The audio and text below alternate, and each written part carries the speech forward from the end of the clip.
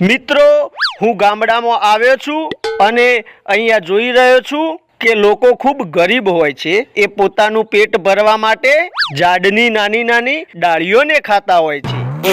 એટલે ડફોળોના દાંતણ કહેવાય.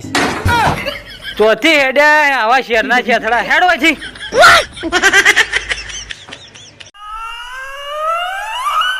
કાકા, પેલા 10,000 ઉશીના લઈ ગયા હો, કઈ આલશો?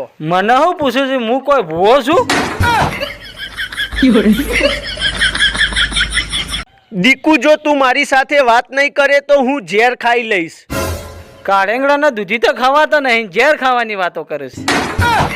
પેલા એ તો ખાતા શીશ. છોકરા શું કરે?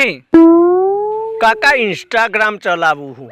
આ ઇન્સ્ટાગ્રામ ચલાવ્યું એટલું ટ્રેક્ટર ચલાવ્યું તો 100 વીઘા જમીન છેડી હોત.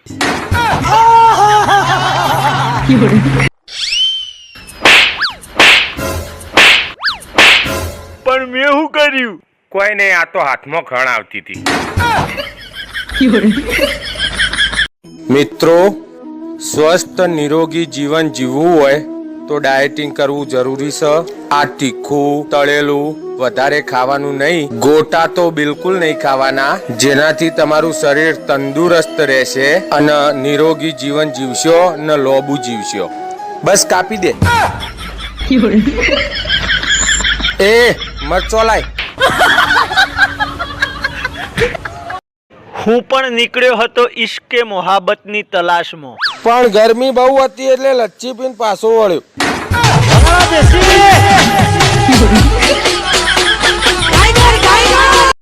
શોધવાથી તો ભગવાને મળી જાય, પણ ઓના જેવો માસૂમ છોકરો ચોય ના મળે. આ છોકરીઓ પણ કોણ સમજાવે?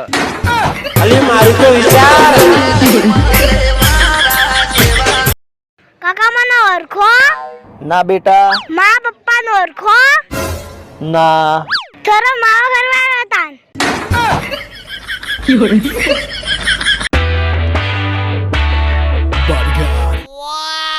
ભાઈ કસન, હા, તારા જે લોખંડની બોડી બનાવી તો માં શું કરવાનું? 4-5 દાંતેડો ને 2-3 ધારીઓ ખાઈ જા.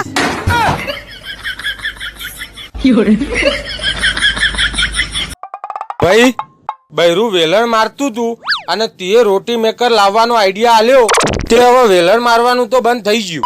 હવે વોશિંગ મશીન છે કંપનીનું હારું આવે હ. ચમ હવે ધોકા ચોળે હ.